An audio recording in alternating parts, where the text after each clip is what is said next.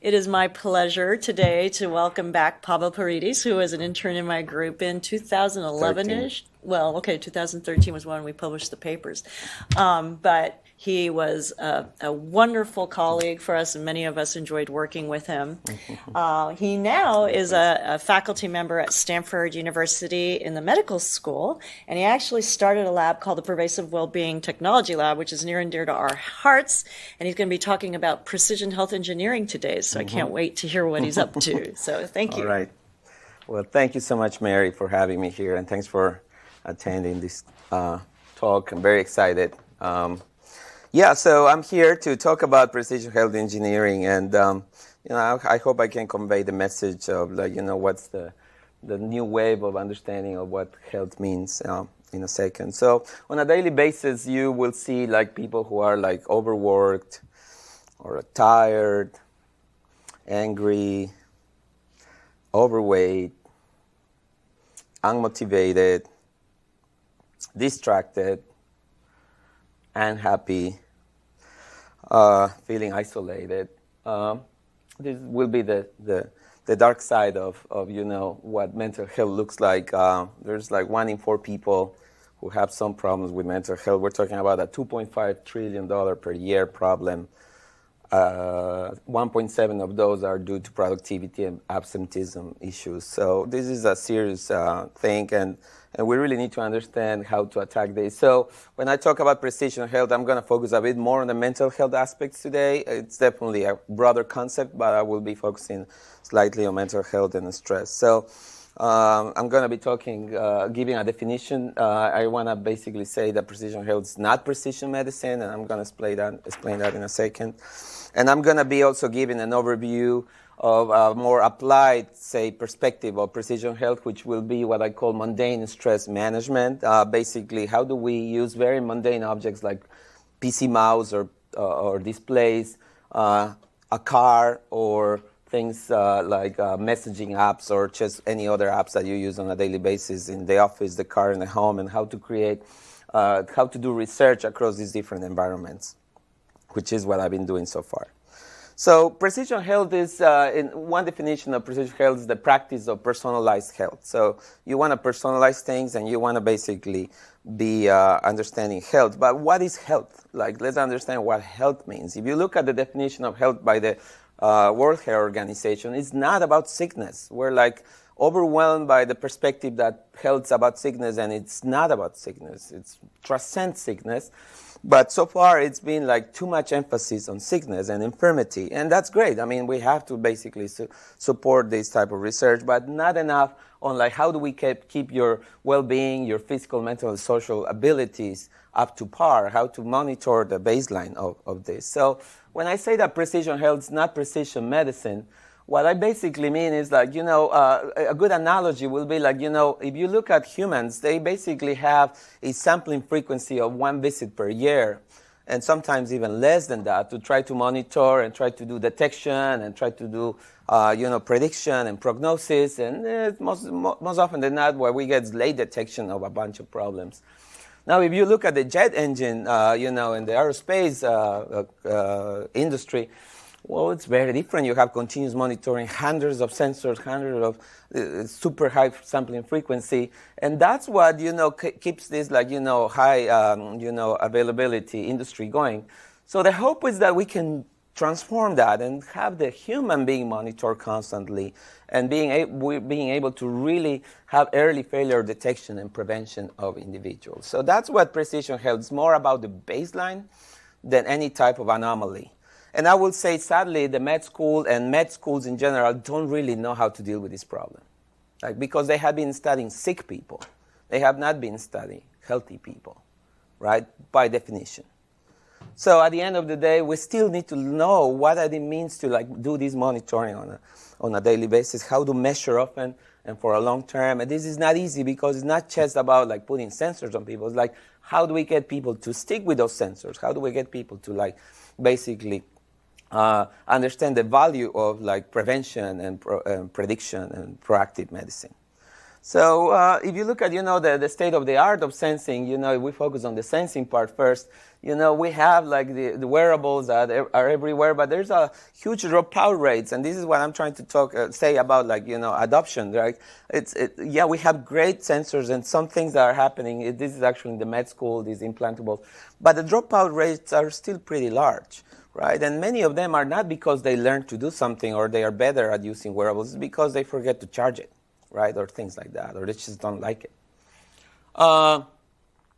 You can also say, like, well, how's the sensing in other areas like mental health? Well, sadly, the state of the art continues to be subjective monitoring, asking questions to people more often, less often, whatever. But asking questions is not the best way to collect data, and it's also very tiring for the individual. And finally, if you say like, well, you can do electrodermal activity, high variability, or like new modes of sampling, they continue to be obtrusive because you have to learn to wear these things, and you have to basically charge them and do these other types of things. So our hope is that we can move beyond just sensing with wearables and sensing with questions and start looking at your environment as well. And this is one of the corners of the projection of what it could be the future of precision health. Like how do we use houses and very mundane things around us to generate this, let's call it health center Internet of Things, if you must, right? Hello? Yeah? How often, if you go back a slide, how often do you have to charge those shirts? And can you wash them yet? Yeah, not really. And often it depends on, the type of sensing that you do.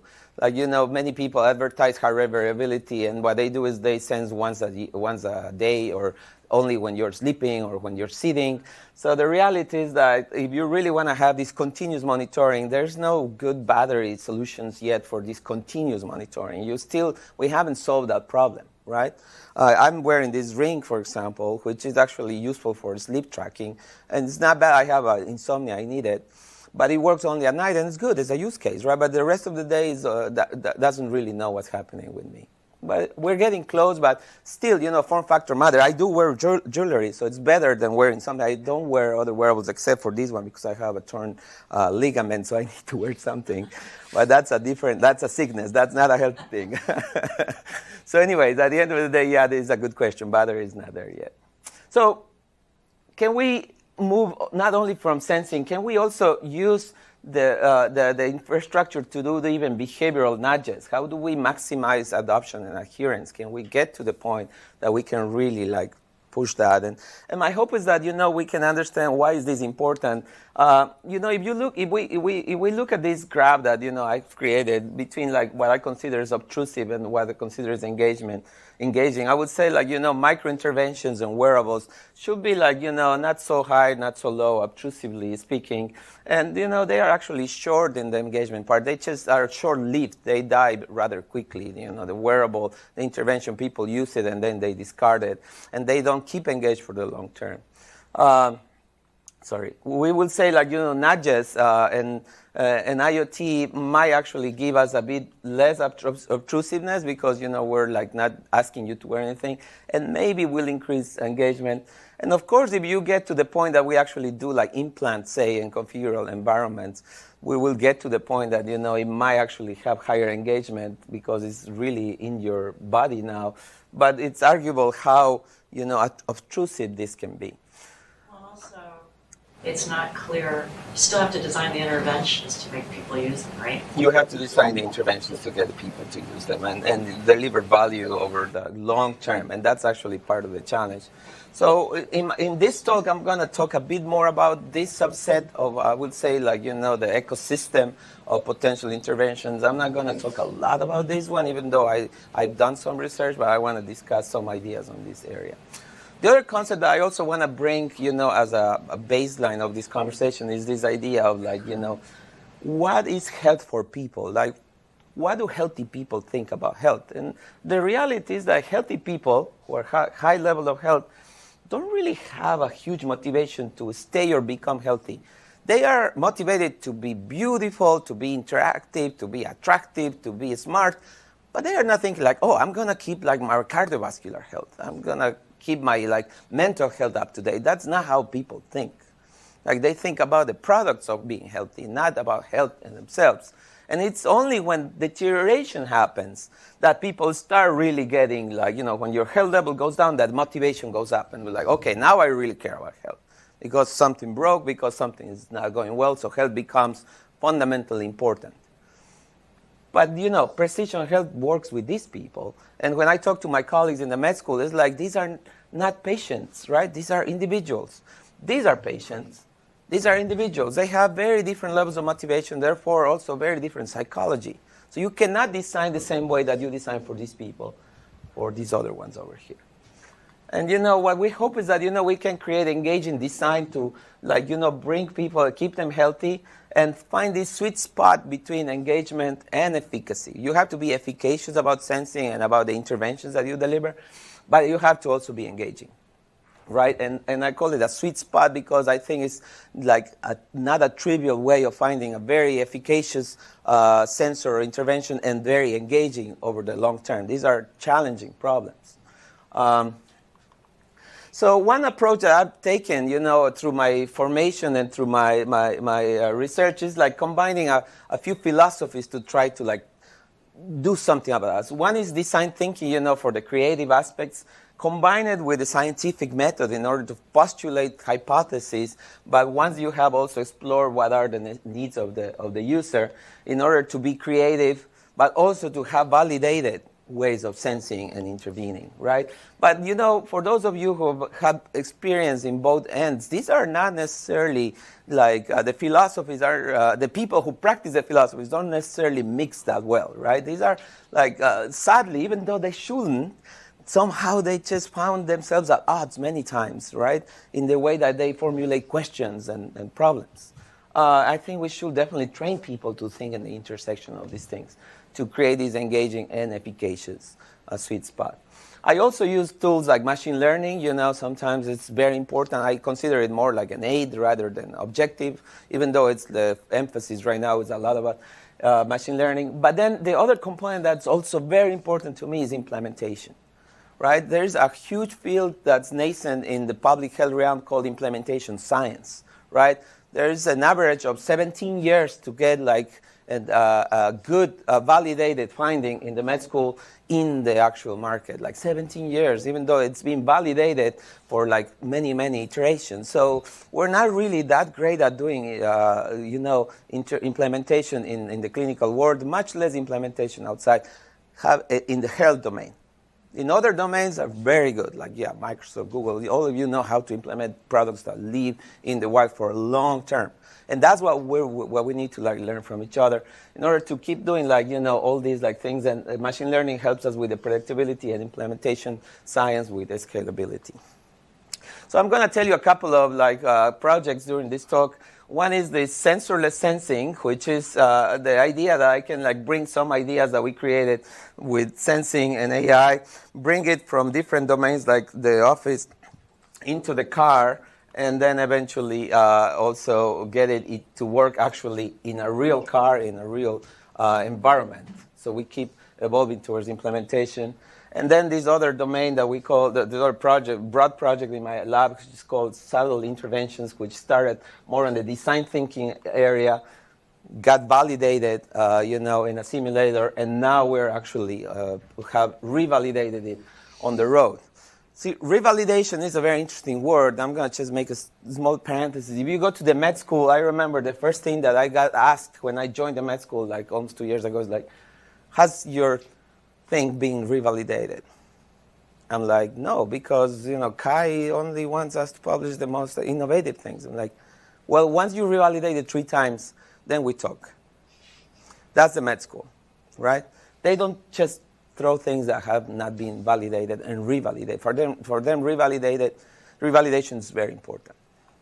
So anyways, the precision health design space, for me, also has another challenge. So combining those things that I told you, I think there's 2 types of tasks that you should go to do precision health. One is the exploration part, and then the in-depth validation that we discussed. But these are 2 different types of people and 2 different types of projects. So in my lab, I have projects that I will consider are more shallow, and they are in the creativity phase, and I have people who are very creative.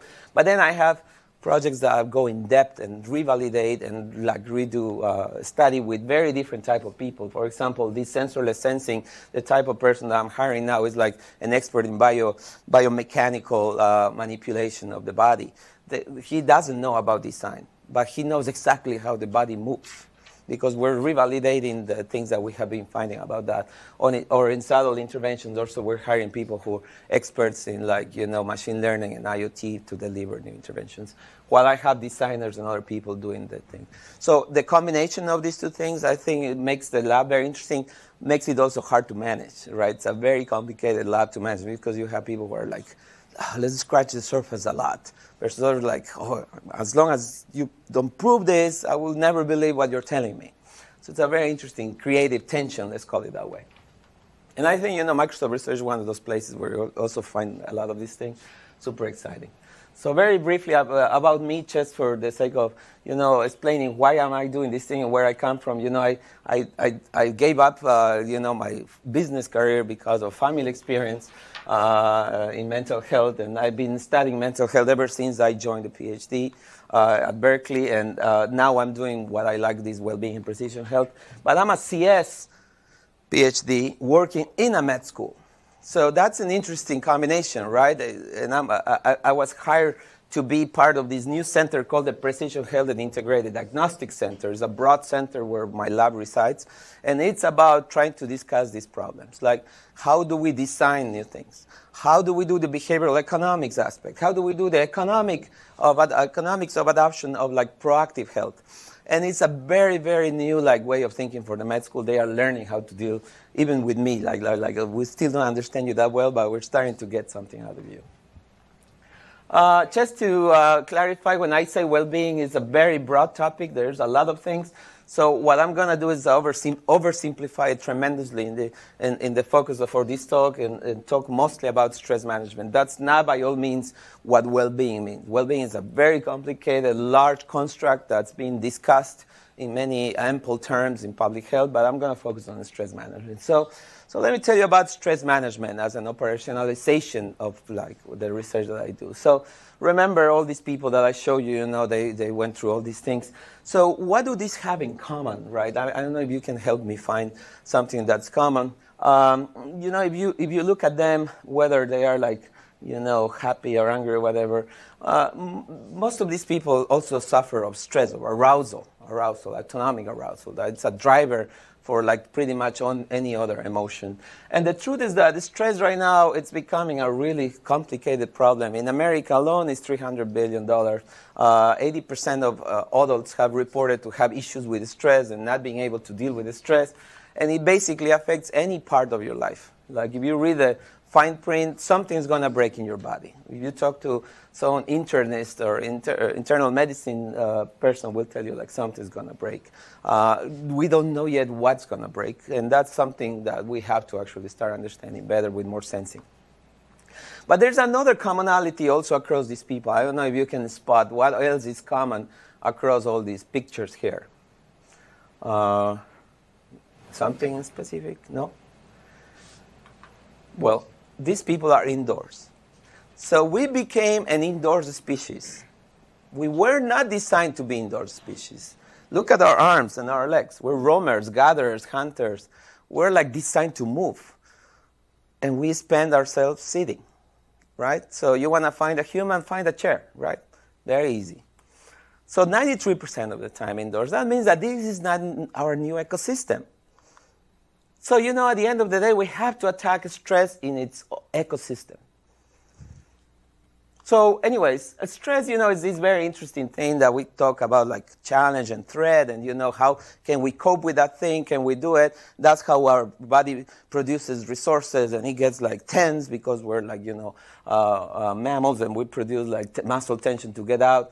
We have the Yerkes-Dodson law that tells us that we need some level of stress, not too much, not too little to operate. And, it's been proven mostly with animals and a little bit with humans. And Sapolsky that tells us that, stress is very useful and zebras don't get ulcers because they use it very well. Once the lion comes, the zebra runs, and that helps your metabolism to basically dissipate stress, and that's exactly what it was designed. But the truth is that these cycles of like stress and distress, stress and distress, which are very normal in modern times because of the frequency of the stressors, they are becoming actually a problem because of this repetitive stress gets us to degenerate our autoimmune system and other types of problems. So at the end of the day, stress is something that needs to be managed, not eliminated, right? It has to be managed, part of life, part of support. But I have another question for you. So we have the zebra that runs and, that doesn't get ulcers. But what does a zebra need to be able to actually do and be efficient with the use of stress? Space to run. A prairie. Without a prairie, the poor zebra might actually die of a heart attack if the lion comes and there's nowhere to run. Oh, dead. So, stress management in the wild works because there's a space, because you move, because that's what we do when we're stressed. We get tense. Our muscles get jacked up to defend with a fight or flight. But look at our modern wild. At 93% of our times, we spend in these environments, right? So where do we run? How do we move? How do we manage our stress in these things? So then you will have a philosophical conversation. Oh, let's get out and let's do exercise. I'm like, sure, fantastic. But you spend 93% of your time here.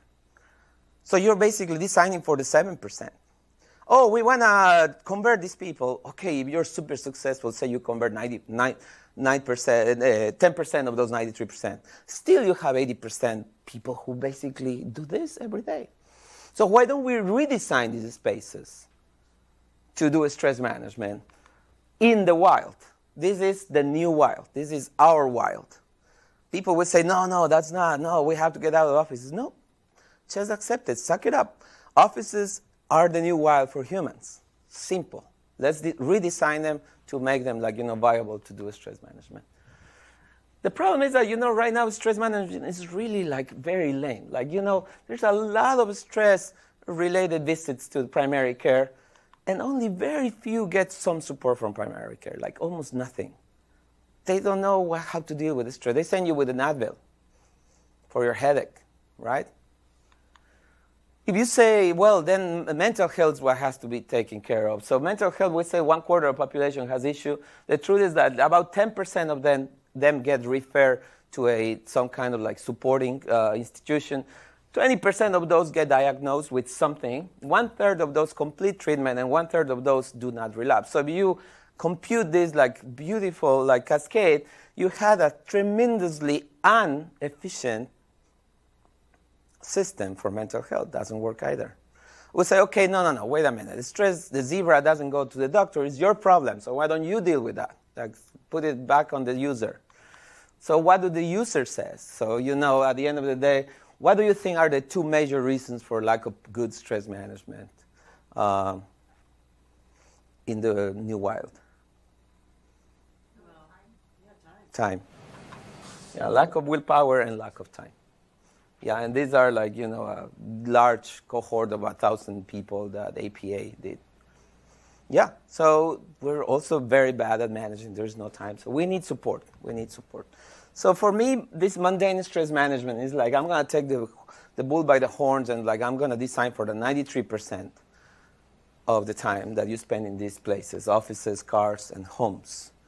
And I'm going to try to see a way if I can make a chair into something that works for stress, or a table, or a lamp, or something that's already there, and then learn from each other. So let's start with these two environments first, the office and the home, to tell you some of the things that we've been thinking and doing, and then I'll tell you more about the car.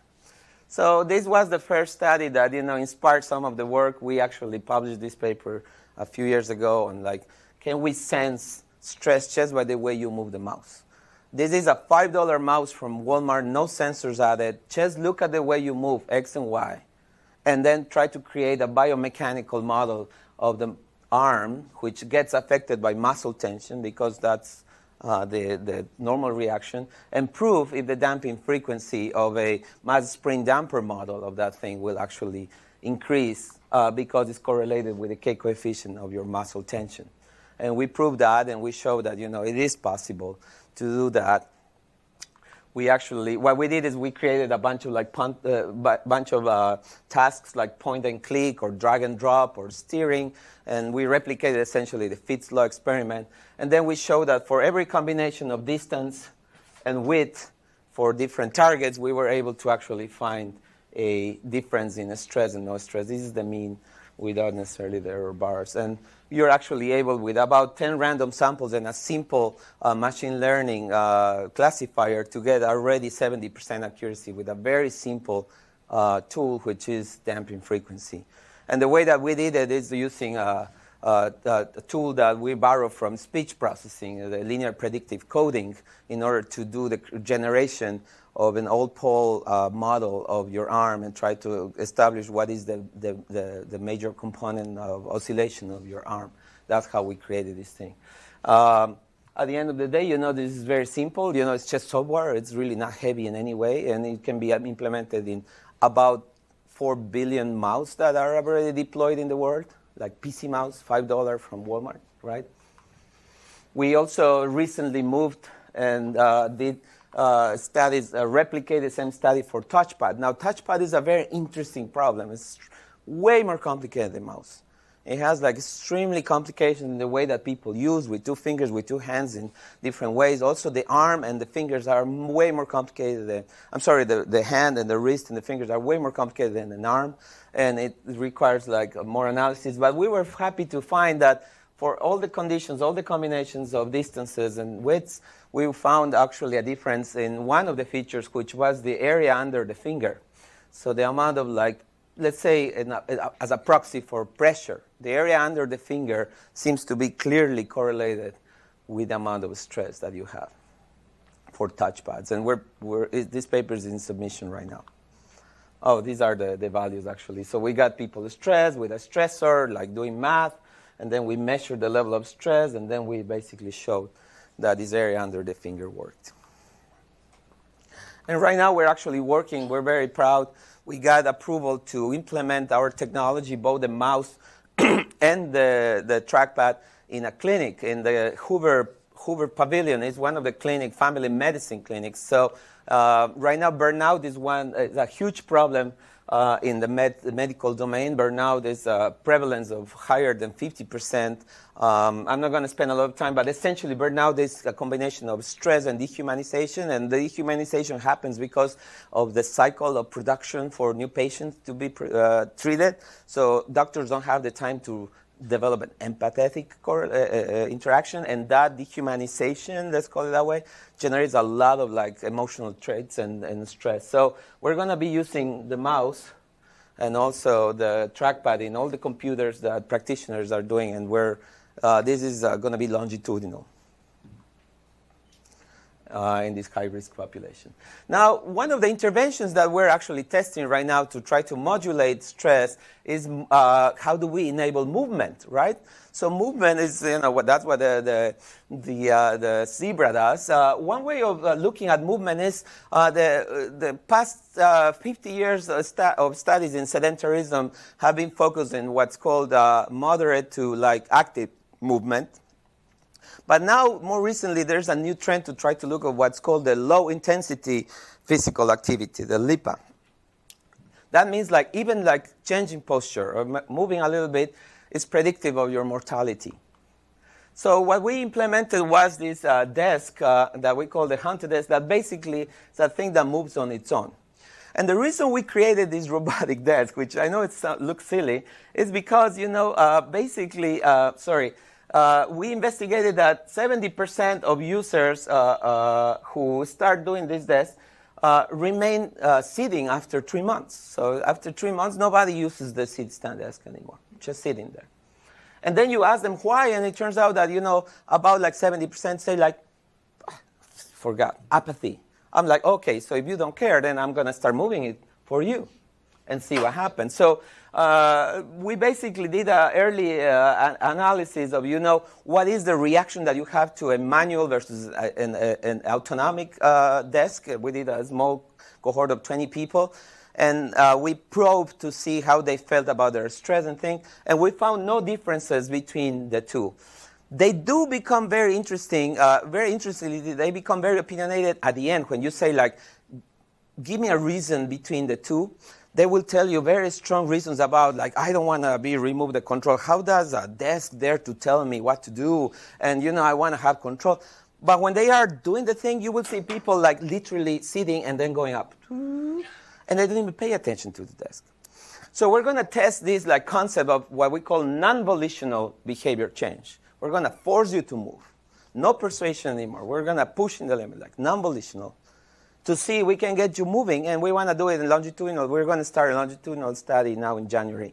And we'll report back, We hope that, we can train a neural network that's very adaptive, very good. That's actually in our brain, this neural network, to basically get you used to go up and down without, like, complaining anymore, right? As opposed to training a super advanced machine learning thing to find the perfect time to move the desk. There's some papers that have already investigated this. It's a very complicated problem. If you want to make it perfect, it just doesn't work. So we're going to go and in your face just move it and see if humans get used to that.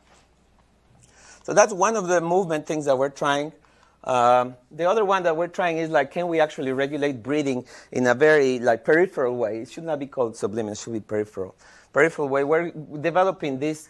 Basically, it's a plugin that activates a breathing edge around your browser that's linked to your breathing rate. And as you start, like, getting stressed, it tries to bring it down to the same level.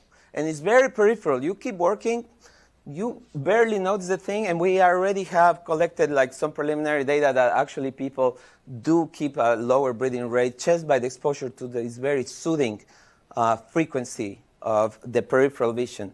We're actually right now investigating what's the right application, because if you study the visual cortex, the peripheral vision actually has a stronger connection to your parasympathetic nervous system as opposed to the foveal vision. The peripheral vision has a stronger connection. So there's a huge potential. If we can activate the periphery stimulus, you might actually have a great chance. So we think that this will be even stronger if you have bigger monitors, where you really activate your peripheral vision as opposed to, like, smaller ones, or maybe in the car as well, maybe in the thing. We need to work with your rods. The rods, not with the cones, right? The cones are the ones that basically get you alerted and, like, kind of aroused. The rods can help you calm down.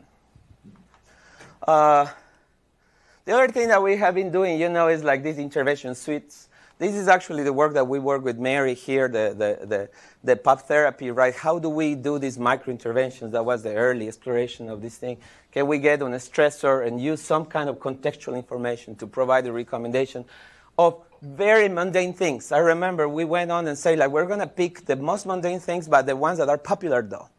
So we went on and looked at the very popular things that you use online that you already know how to use. So I'm not going to teach you anything new. I'm just going to get you going to do exactly the same things that you do. And how do we, like, recommend with a machine learning tool what is the best thing to do at a certain point? We created, and sorry for the busyness, this is part of our paper, we created a suite of interventions that basically were essentially two parts, a prompt and a link. And we say, like, go do this in Facebook. Like, for example, one of them was, like, go and look at your, like, time line and just look at a good part of your life.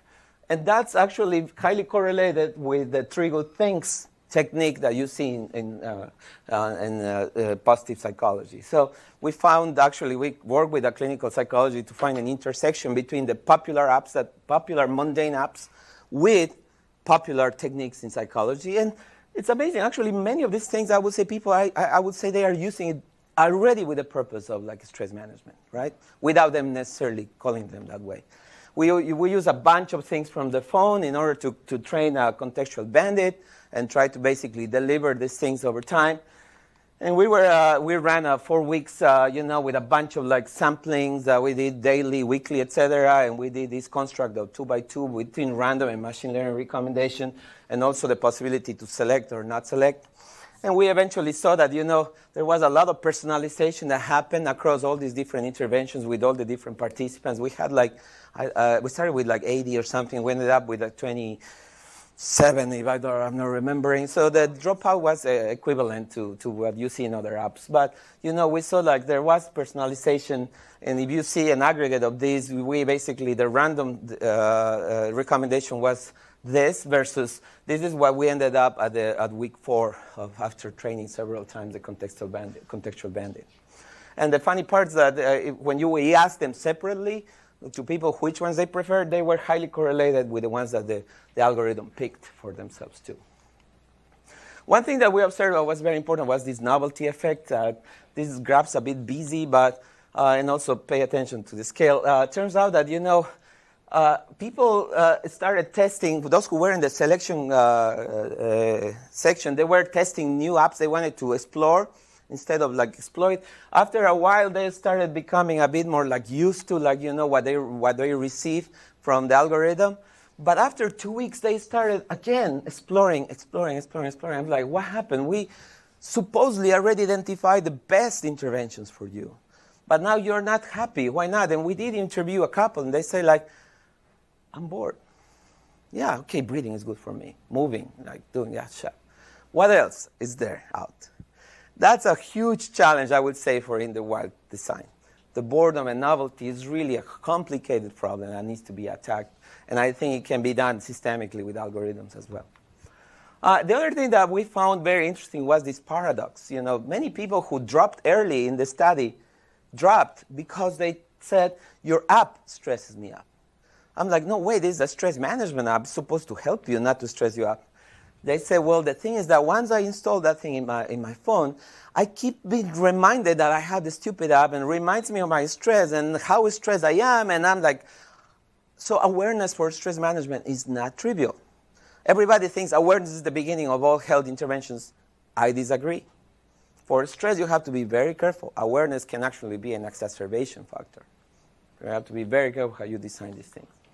So one of the extensions of the work that we did with Mary is this idea of Chatbots. This is what we got funding from the human-centered AI movement in Stanford. So we're actually doing a similar idea, but with micro chatbots. And what we're trying to do is basically create a family of chatbots, because those who understand the world of chatbot development for mental health, it's been very hard. Eliza, the first mental health chatbot, was created in the 50s. What happened 70 years and we haven't cracked the nut? It's not a trivial problem to do because it's very hard to keep track of all the complexity of life, and mental health is basically about life. So what we did is we proposed together with Dan Jurafsky, who is my co-researcher, a professor in linguistics, is let's create a bunch of apps, a bunch of micro chatbots, and then let's create a recommendation layer that will recommend the chatbot that works for you for the different context, and see if we can find a posse of chatbots that will work for you and discard those who don't work for you. So in that case, you can actually do some kind of trimming. We basically started with a Wizard of Oz to validate if this idea of having multiple chatbots works, and we basically had several chatbots versus control, which was one single chatbot. And people found that, sorry, this should have been the other way around. People found that, having multiple chatbots is actually a bit more useful than having a single chatbot. That's the very beginning when we started with a Wizard of Oz simulation. But then ever since, we actually deployed the app that we created in Telegram. And we basically, this is where we applied most of the money in creating this app that basically develops, delivers these bots. And we have been testing it with students, with non-students, and now we're going to do a larger cohort. We've observed that, most of the stressors that people report when they talk to the bot are about work and school and productivity, and some with relationships, etc. So we need to learn to, identify these things. And the other thing that we observed is that by, asking them, was it helpful or neutral, we are right now in complicated points because there's people who find the bots useful, but there's also people who didn't find the bots useful. But we started investigating, and we realized that, there's very important problems here that need to be attended, especially from the NLP perspective. One of them is parsing of the stressor. When the bot asks, like, how are you doing? What's your stressful? And somebody says, like, I'm stressed because I'm running late and, I might get fired or maybe get, like, punished or something. What is the stressor there? Is it that you're late or that you might be get late or a compounded of those two? And if you understand how to parse and basically talk back at the user exactly what the stressor is, the empathy, the rapport builds up immediately. Like, oh, the bot understands me. If you just say, oh, sorry, you're stressed, it's very rough, the interaction. So parsing a stressor from an open text question, it's not trivial because the knowledge domain of stressors is huge. So we're working on trying to construct a very large database to try to start parsing these stressors in a much more efficient way from an NLP perspective. The other one is we have to answer this question, can I provide support? Sometimes people want to use these chatbots, even though they are designed for daily stress management, for things like, my son, is suicidal and wants to, very complicated problems. Now, those level of attention of treatment cannot be dealt with like a simple chatbot that only gives you simple therapeutic advice. Those should be escalated. So we need to determine in terms of severity and complexity, can we support and basically escalate those who we can. And the other one is that's very important. We cannot just launch this system in a random way like we launched the pop therapy. In pop therapy, we launched literally with a random, assignment like traditional contextual bandit, and people kept trying. Here, they create a very strong, connection to the very first conversation. So the very first conversation with the user, the very first bot that they test is not great, that's pretty much the end of the engagement. So you cannot just start with a random baseline. So we're creating a pre-trained recommendation base for this problem. The other thing that we did with the puppets that I think is just worth quickly sharing is we did some qualitative analysis, and what we did is this card sorting technique where we asked them to take some cards that look like, with the stressors in them and try to ask them to put them in different boxes that had the different bots. So let's say, for example, what kind of bot do you want for financial problems? Oh, I want the problem-solving one. What do you want from relationship one? I want the humor one. And we asked them to distribute them and to talk about that, and that was all very interesting. But then the part that's more interesting about the whole thing is that, we then added humans. And we say, okay, let's say you have humans and bots, and you have humans always available, so forget about availability. Redistribute the cards after they have done the bot.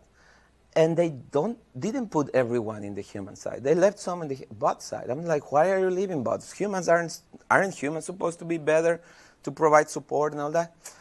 Yeah, but no, sometimes they are not better. Sometimes they take too long to give you advice. Sometimes they are I have to engage and go through all these conversations just to tell them what's going on. Sometimes I don't trust them. They want bots in their lives. People want these bots as part of an ecosystem of support. So that's why we're trying to work with this ecosystem. The delays part is fascinating. We also tested, we learned when we were doing this qualitative assessment, they told us we want the bot to have a delay. I said, why do you need a delay? I'm like, well, the problem is that I send my stressor and immediately responds back to me. And there's other people who have seen this before too, but it's a bot. It's already processed, in 2 milliseconds. No, it doesn't matter. I know, but still, I need the bot to feel human. So that need to have delays and feel human is a very interesting one. Some of them wanted to use multiple bots. They say, I don't want just one bot. I want to start first calming myself down, and then I go into problem solving. And then maybe I do some breathing regulation. The humor bot was a very interesting one. This was love and hate relationship. Some people loved the humor one. It was like a simple joke type of thing. And some people hated it with their whole heart. So it was like, how do you dare to try to make me laugh when I'm stressed? Don't do that, ever in your life. And now we're testing also this informal language. We're testing what if we actually add LOLs and little faces and what's up, and instead of how are you doing, it's what's up, man, type of thing.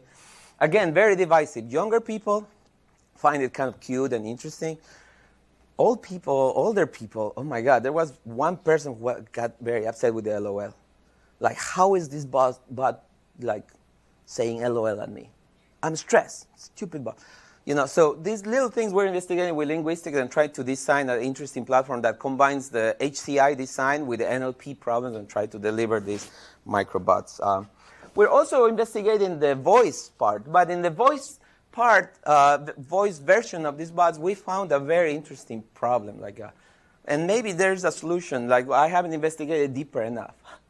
So we did it actually in a Wizard of Oz format in the car.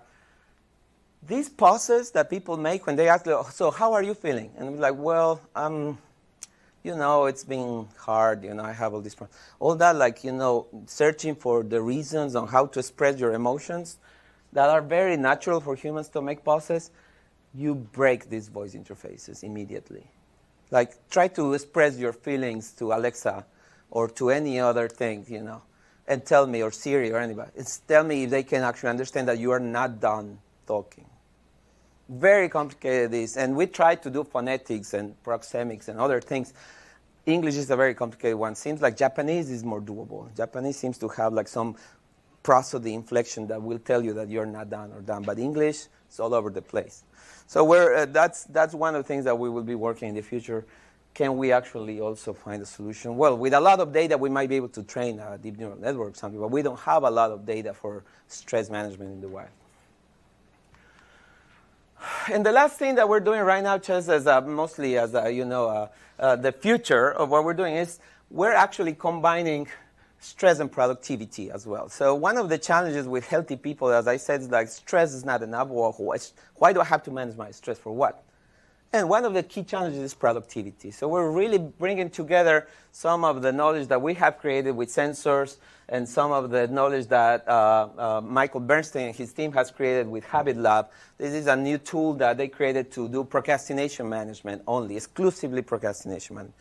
But procrastination is a very emotional problem. They haven't touched the affective component of procrastination. They only basically give you tools that basically block Facebook or delay Facebook.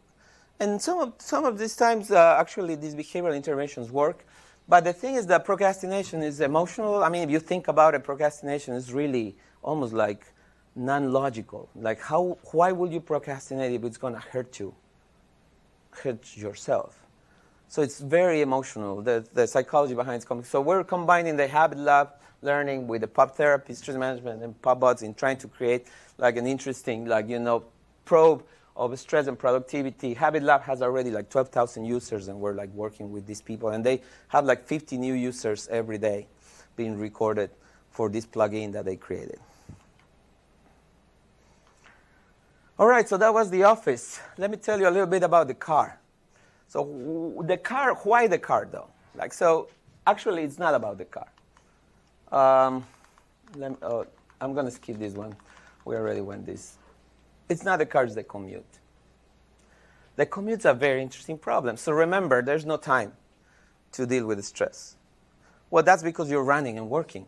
The commute's one of those times when people actually don't really have a very strong opinion of their time use. It's will you do a breathing exercise during the commute? Yeah, probably. Yeah, will you do something? Yeah, I mean, I'm not working. I'm not either at home. I'm transitioning. Well, the commute's a very interesting thing because in the US, people spend in cars 60 minutes a day, every single day, on average. This is 128 million people that jump in a car every single day. 87% of the labor force commutes by car in this country. This is 128 million hours, times 2 hours per day. So this is a lot of opportunity. 114 million of those commute alone, by themselves in a car. Can we do something to transform the commute, which is for many a bug in life, into a feature? Again, I'm taking the bull by the horns. I'm commute, yeah, sucks. Well, let's do something about it, right? How can we use the commute to break the exacerbation chain between office and home, to do work-life balance and basically create the opportunities that we want to do that? So again, doing the sensorless sensing and subtle interventions, we actually did the same studies that we did for the mouse for in the car, and also we've been dealing with like breathing regulation in the car. So the sensorless sensing part is essentially an extension of what we said before. Like, we can use these beautiful sensors for movement in the car. There's this movement for the upper limbs and for the lower limbs. And they are already being encoded. Pretty much the drive-by-wire cards, modern drive-by-wire, they all have encoders already. And you can actually go and buy an OBD, an onboard diagnostics USB from like online, and get like data out of your car in no time. So how do we repurpose this car? And the reason is that we're also doing the same type of approach that we had before in the car. Instead of looking at the autonomic nervous system analysis, we're looking at the somatic nervous system analysis by looking at how you move things. That's how we basically approach this problem. This is a traditional psychophysiology that you can get in a car as well.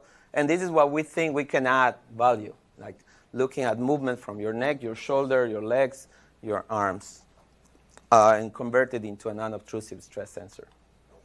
So what we did is we basically started with a simulator study, because you never know the effects of stress. So we got people driving, and we monitor essentially your turns, right?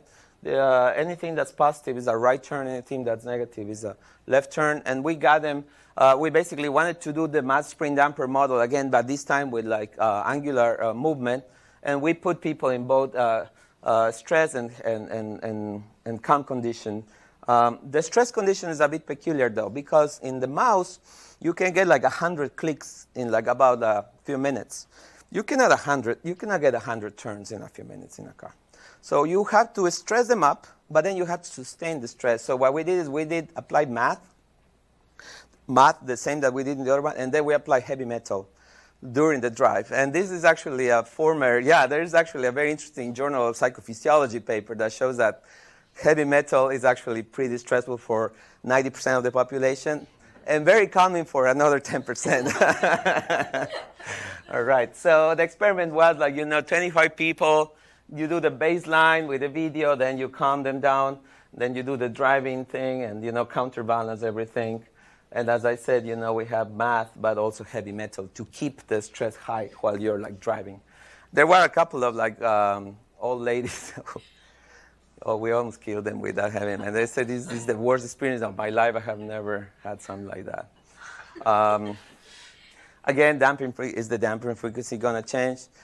We use this advanced simulator for driving that basically had high frequency, high sampling rate to try to get the more precise reading. And we, on purpose, didn't put any type of traffic or any type of other stimulus, because otherwise you will be stimulating other components of the somatic nervous system. So simply driving learning curves. And what we did is we basically did a simple analysis. We took the turns, we got the absolute values, then we found the peaks and look at the monotonically increasing segments of turn.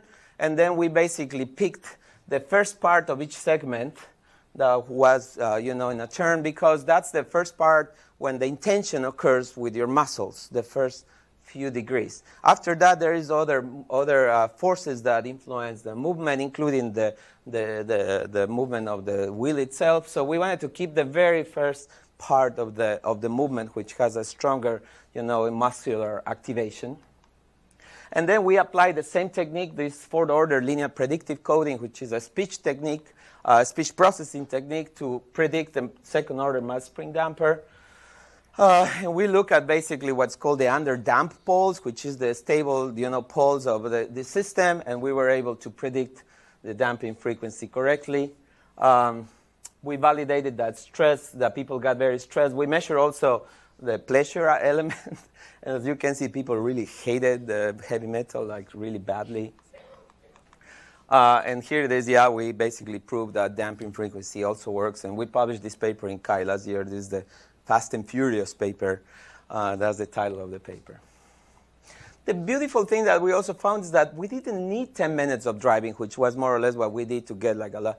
With about 8 turns, we were able to also see already a signal with the first 8 turns. So that means that, even when you're like just moving out of a parking lot and getting into a highway where it's more stable, you might still be able to detect something.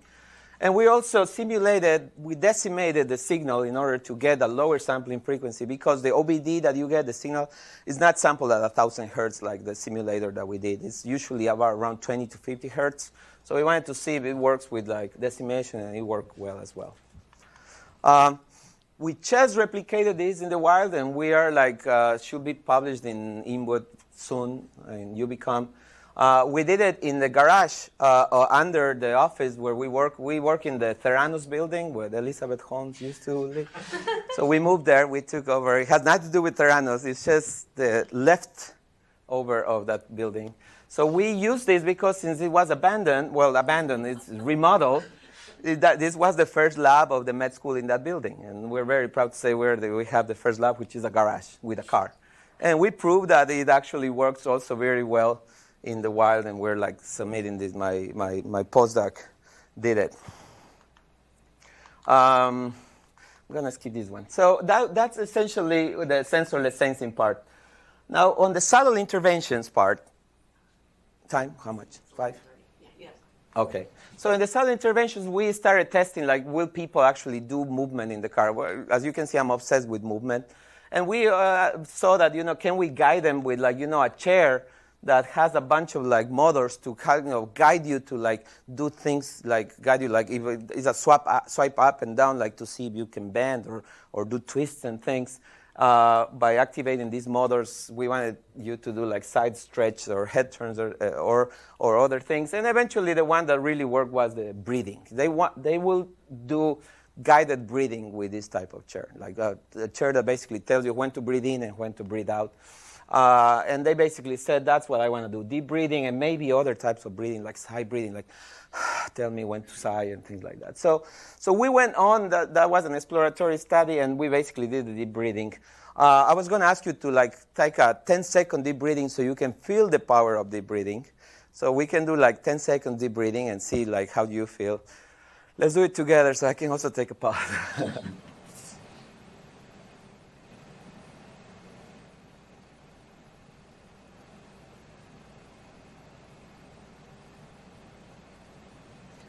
So see, deep breathing is pretty soothing, right? Even 10 seconds. The problem is that it's really soothing to the point I can't get you to sleep. So you're driving, though. And we don't want that. So we actually wanted to test if it can be done while driving. So we basically got people driving and breathing slowly. And we saw that, we can go from 19 to 11 breaths per minute in about 40 seconds with the guidance, which is not bad. It helps you like reduce your breathing rate. And just with a simple guidance on your back. I was going to explain, the reason of like deep breathing is because it modulates basically your oxygenation and also your respiratory sinus arrhythmia. That's how breathing regulates stress. And we focus mostly on going from normal to about 30% below normal. Now, really, deep breathing is considered to be around 6 breaths per minute when you're really good, and the benefits are fantastic, but you really have to be very good to do that thing. Many people actually cannot do very, very deep breathing. So we focus on only the early part, which is the 30% reduction, and we tested several interactions, an accordion-like interaction or a counter-like interaction or a spiral-like interaction to see which one, or just a counter that basically tells you. And eventually, most people prefer a very simple interaction, just a swipe that goes up and a swipe that goes down. Some like the other ones, but this metaphor was the best one, the one that we picked. We implemented that, and we basically got people linked to your breathing rate, and we contrasted it with a voice-activated signal, the car, you're driving, and the car tells you breathe in, breathe out, talks to you. We ran this study in the city and also in the highway, and we tested the haptic versus the voice. The reason you do this in car research is because cities and highways are very different places to test any of these things.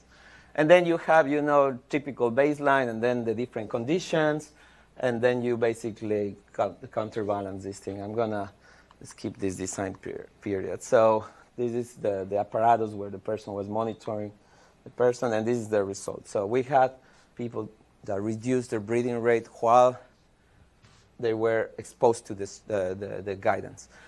But also after they left, the guidance was turned off. That was pretty cool. So you turn off the guidance, and they remain breathing slowly. It looks like the voice was better than the haptic. Now, the voice was better than haptic. Also started a bit higher, the baseline, right? But it was a bit better than haptic.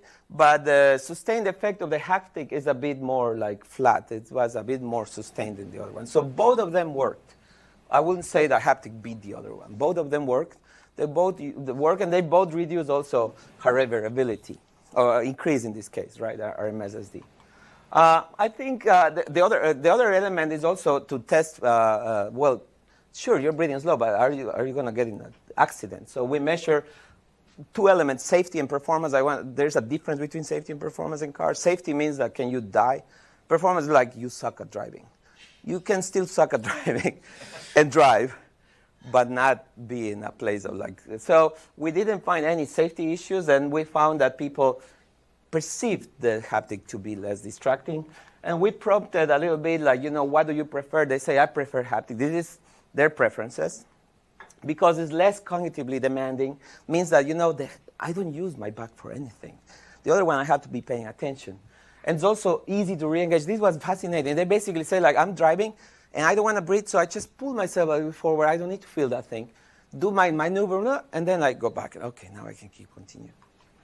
They preferred guidance over just a prompt, a nudge. They said, no, I don't want a nudge. I want you to keep telling me how to breathe, because otherwise I get confused, and I keep driving, and I don't do it. And they found many other, subjective, easy to use, efficacious, etc. And yeah, some people say, well, I prefer that you put this in a highway, not when I'm turning, right? Or when I'm in a red light or something like that. That would be good. One side effect of this breathing was we tested also autonomous driving. So we also had autonomous driving. And look at this guy. 40 seconds in, and he's sleepy, badly sleepy. So if you don't have level 5 automation, don't put these things. I was telling the Mercedes-Benz people, we're going to put it. Like, well, do you have level 5 automation in your cars? No, I was like that. Don't do it, because you might kill people with this thing. You will put them to sleep very quickly. So we actually also tested, well, what happens if we breathe faster then? Can we wake people up? And we have a paper that actually shows that we can wake people up by getting you to breathe faster. So we're working with a truck company now to try to improve performance. And we tested it in the same garage. This is a different cohort, different even circuit. And we tested it and we proved it that it actually works. Yeah, I'm going to skip a little bit, but basically we tested, the control versus, now we use a control, and the intervention worked really well, and this is for non-conscious breathing rate, so it's replication of the other one.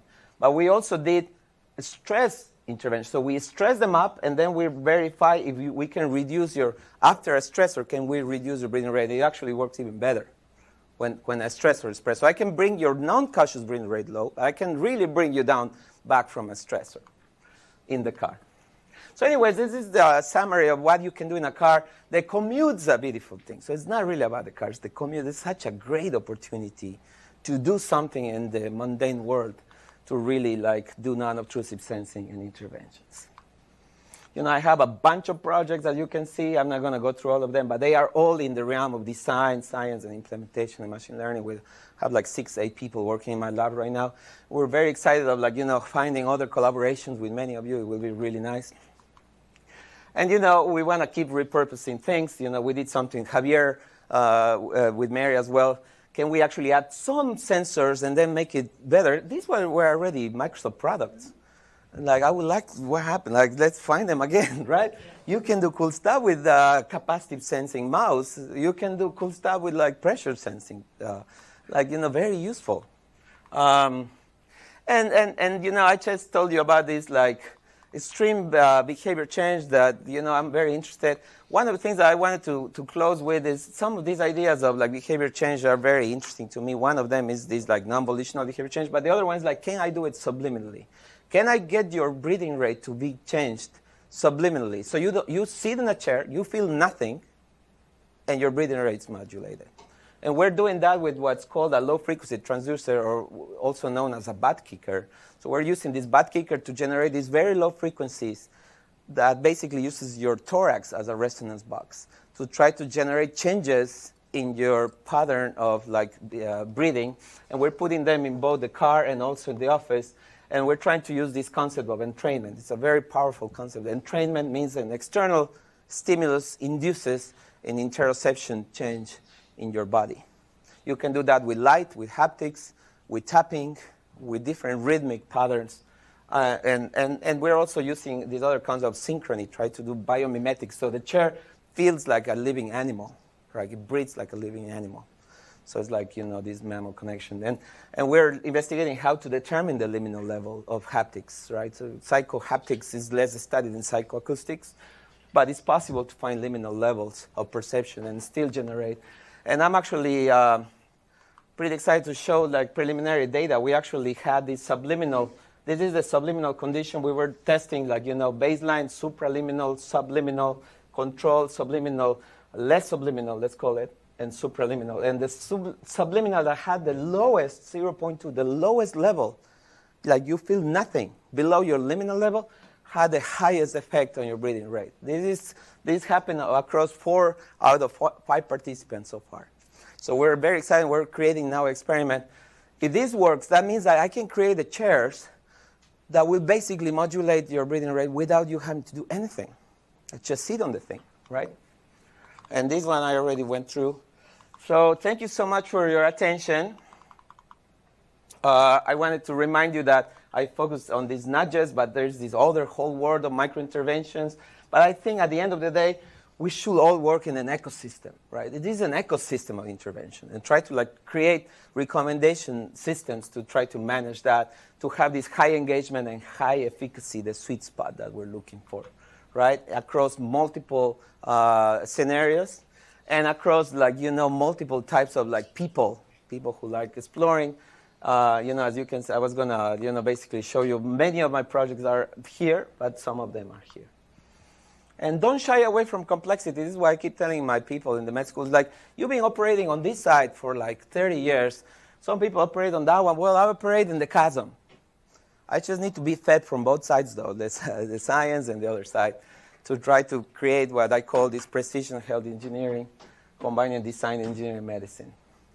And that's my talk. Thank you so much. Appreciate it.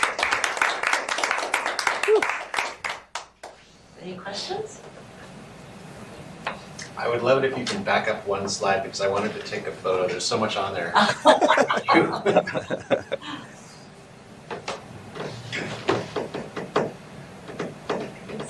Yes, please. So for driving, I tend to get more stressed as I'm driving. Yeah.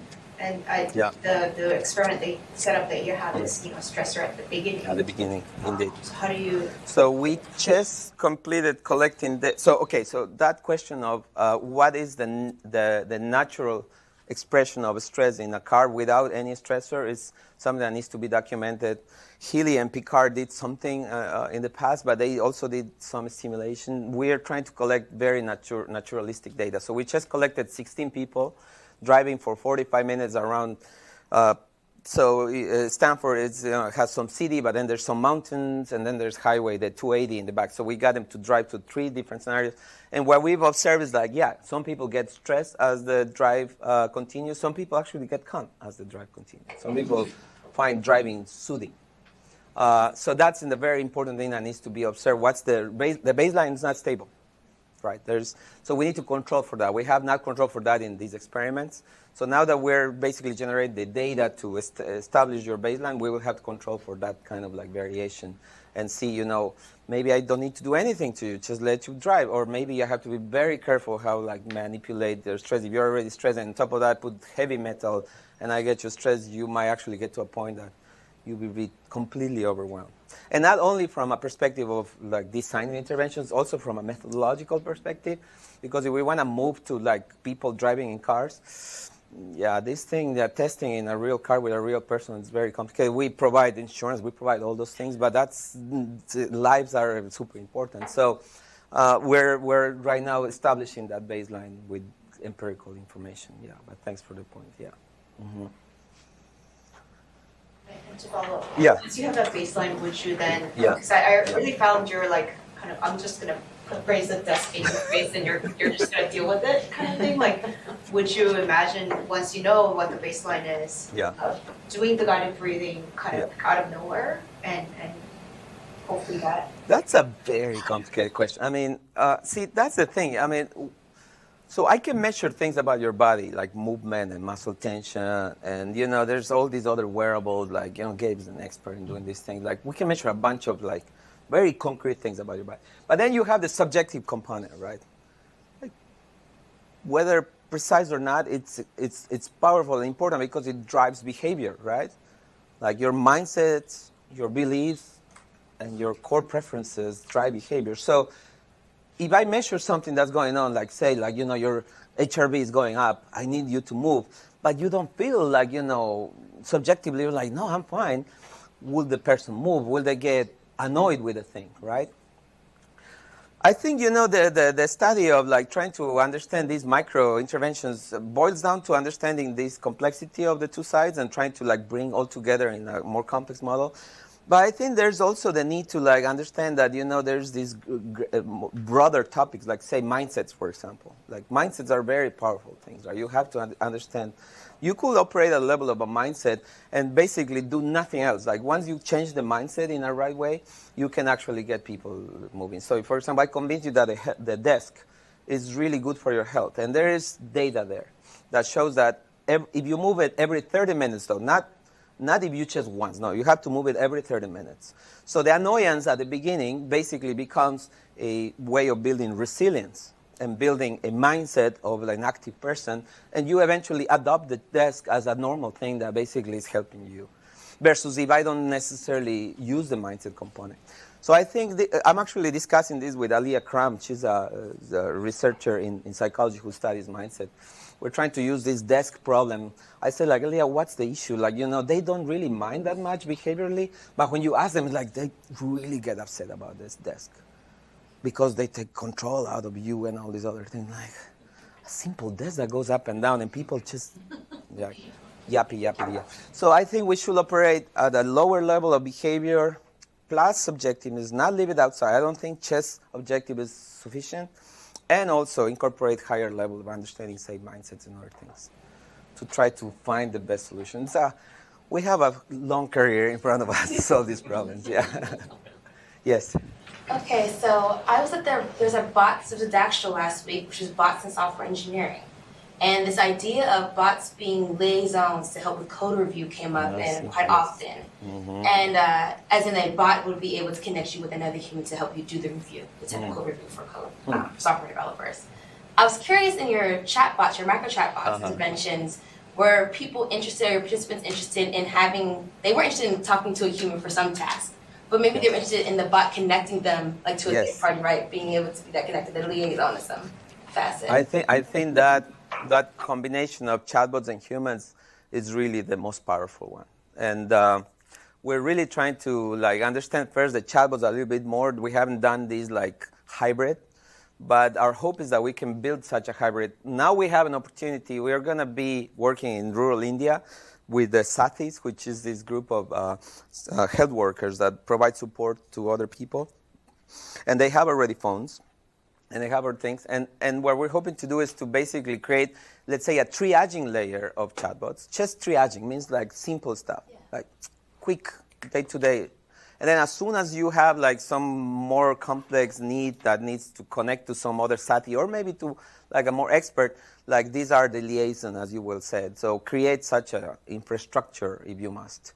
And understand what's the best way to traverse the hierarchy of support where we believe that chatbots will stay in the lower level of triaging, the entry level.